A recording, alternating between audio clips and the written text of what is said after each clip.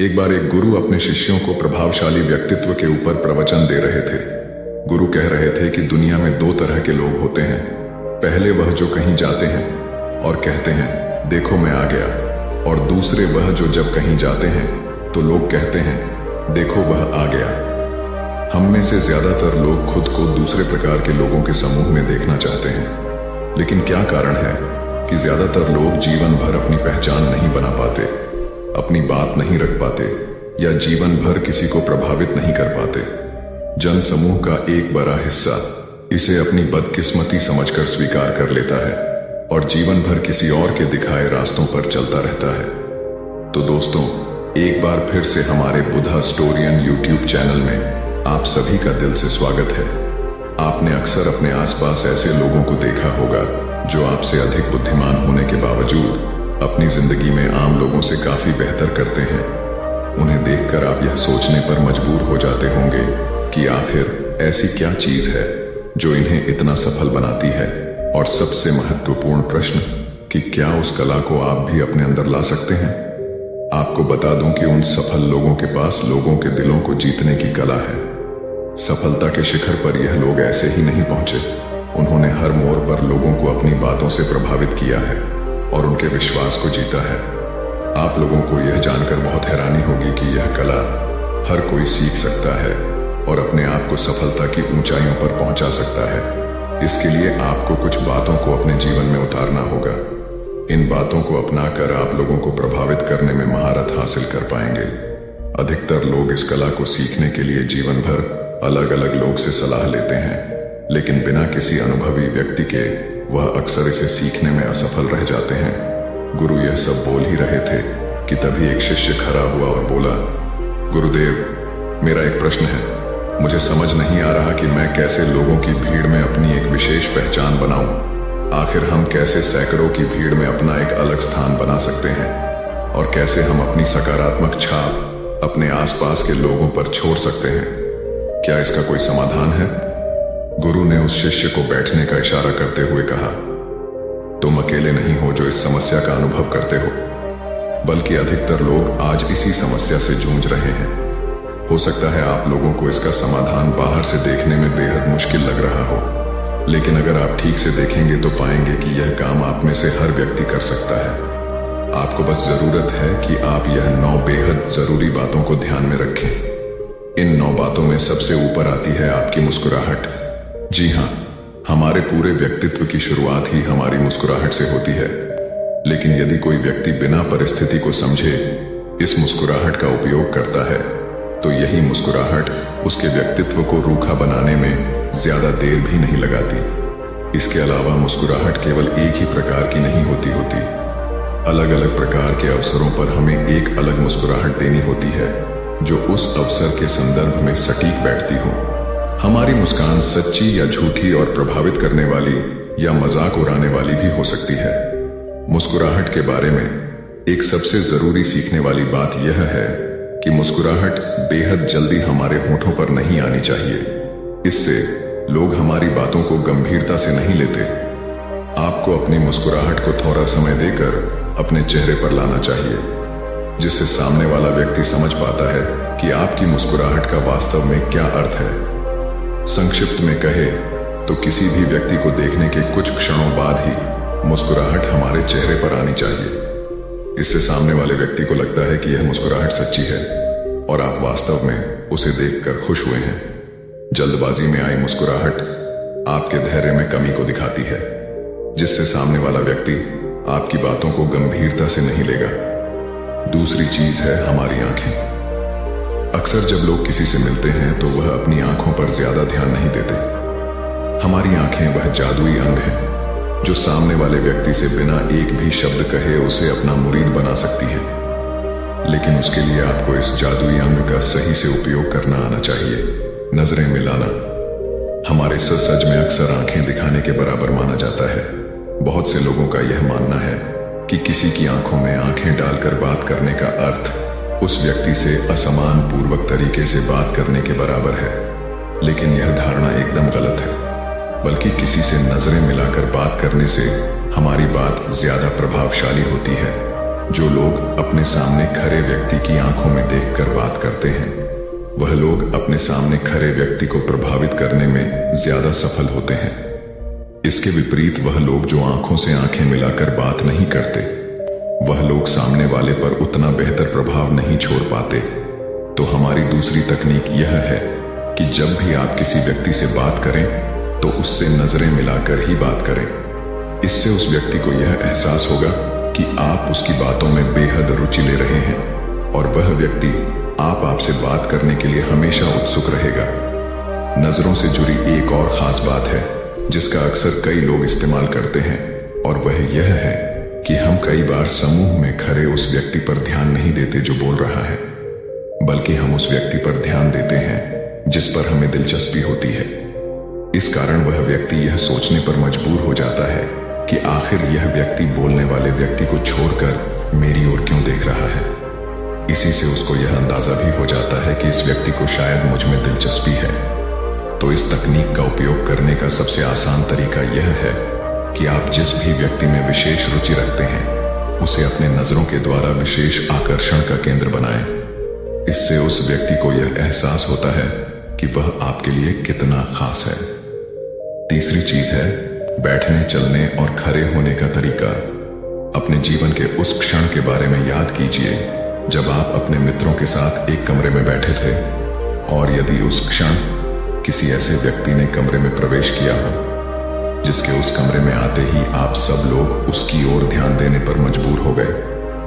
आखिर उस व्यक्ति में आपने ऐसा क्या देखा जो आप सब लोग उसकी ओर ध्यान देने पर मजबूर हो गए? अब एक ऐसे व्यक्ति के बारे में सोचिए जिसके आने या जाने पर शायद ही उस कमरे में बैठे किसी व्यक्ति पर फर्क पड़ता। अब बताइए, उस व्यक्ति के अंदर आपने ऐसा क्या देखा जिससे उसके आने या जाने से आपको कोई भी फर्क नहीं पड़ा? यह बात बहुत सोचने लायक है कि कुछ लोग बहुत ही जल्द दूसरे लोगों को प्रभावित कर देते हैं। इस दुनिया के सबसे सफल और प्रभावशाली लोगों को यदि हम ध्यान से देखें तो पाएंगे कि वह सब एक विशेष तरह का गुण अपने अंदर रखते हैं, और वह गुण है उनके बैठने, चलने और खड़े होने का तरीका। उनके खड़े होने में आपको आत्मविश्वास की एक बड़ी सुनामी सी आती हुई नजर आएगी। इसी आत्मविश्वास की सुनामी में वह बाकी लोगों को अपने साथ बहा कर ले जाते हैं। जिन लोगों से हमारी पहले कभी बात तक नहीं हुई, उनके चलने और खड़े होने का तरीका हमें उनके बारे में बहुत कुछ बता देता है। अब प्रश्न उठता है कि जब बचपन से हमें यह सिखाया गया है कि सीधे खड़े रहना चाहिए, हमेशा सिर को सीधा और ऊंचा रखना चाहिए, पैरों को कंधों की चौड़ाई जितना बोलक रखना चाहिए, हाथों को बांध कर नहीं रखना चाहिए, इसके बावजूद भी अधिकतर लोग इसे अपने जीवन में लागू नहीं कर पाते।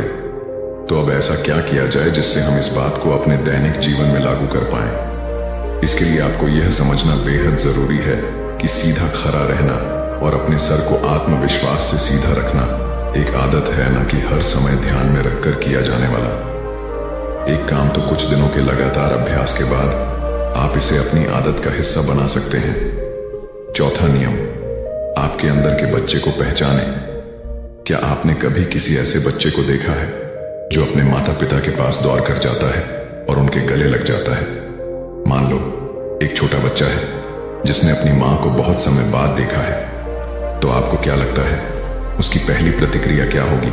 वह जरूर अपनी मां को देखते ही उसे लगने की कोशिश करेगा। ठीक ऐसे ही हम सबके अंदर भी एक ऐसा ही बच्चा है जो उन लोगों को नजदीक लाने की कोशिश करता है जो हमें सुरक्षित और खुश महसूस कराते हैं। अगर आप वास्तव में किसी व्यक्ति को प्रभावित करना चाहते हैं तो इसके लिए सबसे अच्छा तरीका यह होगा कि आप उनके अंदर के बच्चे को पहचानें और उसे खुश करें। अगर उनके अंदर का बालक मन आपसे प्रसन्न होता है तो वह व्यक्ति आप निश्चित रूप से स्वीकार करेगा, और ऐसा करने के लिए आप सबसे पहले यह पता करें कि वह कौन सी चीजें हैं जो उनके बचपन में उन्हें खुश किया करती थी या जो उनके अंदर के बच्चे को पसंद आएगी। पांचवा नियम, उन्हें एक पुराने दोस्त की तरह महसूस करवाएं। एक बड़ी प्रसिद्ध कहावत है कि लोगों को तब तक इस बात से फर्क नहीं पड़ता कि आप उनके बारे में कितना जानते हैं, जब तक कि आप उन्हें यह महसूस ना करवाते रहे कि आपको उनकी कितनी फिक्र है। यह बात तब एकदम सटीक बैठती है जब हम किसी नए व्यक्ति से मिलते हैं। हमारे शरीर के हाव भाव और बातों से लोग यह जानने का प्रयास करते हैं कि हम उनके बारे में क्या सोचते हैं, तो अपने व्यक्तित्व को और प्रभावशाली बनाने के लिए आपको एक आदत अपने अंदर विकसित करनी है, और वह यह है कि आपके शरीर की हर हलचल और हाव भाव से ऐसा लगे जैसे कि आपको सामने वाले व्यक्ति की परवाह हो। जैसा कि आप सबको पता ही होगा कि जब हम किसी नए व्यक्ति से मिलते हैं तो हमारे दिमाग में सैकड़ों प्रकार के विचार चलते रहते हैं। इस कारण हम ठीक तरह से यह सोच नहीं पाते कि हमारा कौन सा व्यवहार सामने वाले व्यक्ति को अच्छा लगेगा और कौन सा खराब। इसी कारण जब हम किसी नए व्यक्ति से मिलते हैं तो सबसे पहले हमें हड़बड़ाहट से बिल्कुल बचना चाहिए, जिससे हम कोई भी ऐसी हरकत करने से बच सकें जो सामने वाले व्यक्ति को हमारे बारे में कुछ गलत राय बनाने के लिए प्रोत्साहित करें।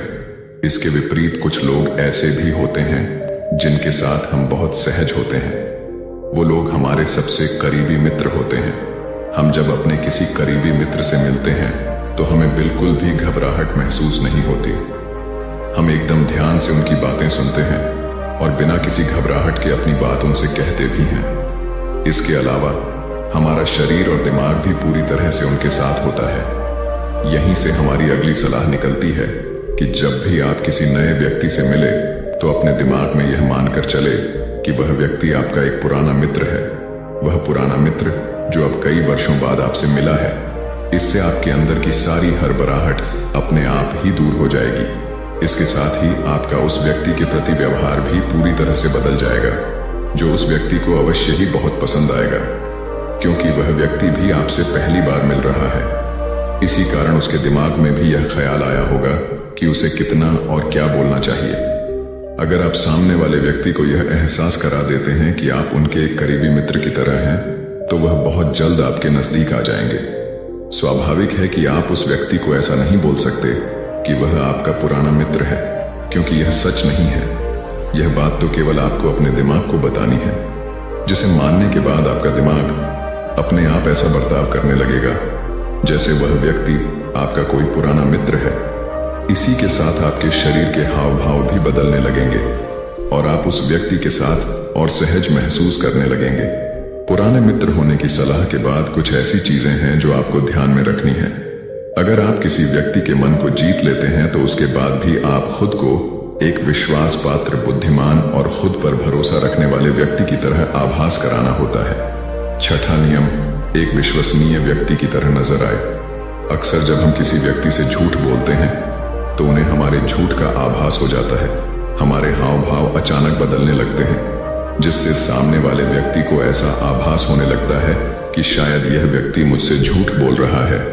वहीं कई बार ऐसा भी होता है कि आप सच बोल रहे होते हैं, लेकिन आपके हाव भाव ऐसे होते हैं कि सामने वाले व्यक्ति को वह बात भी झूठी लगती है। तो इसी से निकलती है हमारी छठी सलाह, जो यह सिखाती है कि जब भी आप किसी व्यक्ति से बात करें तो अनावश्यक रूप से अपने चेहरे या शरीर के किसी भी अंग को बार बार ना छू, अपनी पलकें बार बार ना झपकाए और अपने पैरों को भी बार बार एक दूसरे पर ना चढ़ाएं। सातवां नियम, सामने वाले के हाव भाव और विचारों को पढ़े। बातचीत के दौरान आपको सामने वाले के हाव भाव और प्रतिक्रिया पर भी ध्यान देना है। आपको देखना है कि क्या लोग आपकी बात सुनकर मुस्कुरा रहे हैं, क्या वह हाँ में सिर हिला रहे हैं, क्या वह एकदम सहज हैं, या फिर वह आपकी ओर ना देखकर दूसरी ओर देख रहे हैं। यहीं से निकलती है हमारी अगली सलाह, जो सिखाती है कि जब भी आप किसी व्यक्ति से बात कर रहे हो तो हमेशा उस व्यक्ति पर भी एक नजर डालें। जो बात आप उससे कह रहे हैं, क्या वह उसे प्रभावित कर रही है या नहीं। यदि आप ध्यान से देखेंगे तो आप यह बड़ी आसानी से जान पाएंगे कि आपकी बातें उन्हें पसंद आ रही हैं या नहीं। यदि आपको महसूस होता है कि आपकी बातें शायद उन्हें पसंद नहीं आ रही हैं, तो उसी समय कुछ और बातें करने की सोचें। इस तरह से आप खुद को ऐसी बात करने से बचा सकते हैं जो सामने वाले व्यक्ति को आपसे दूरी बनाने के लिए मजबूर कर सकती थी। आठवां नियम, खुद को मानसिक रूप से तैयार करो।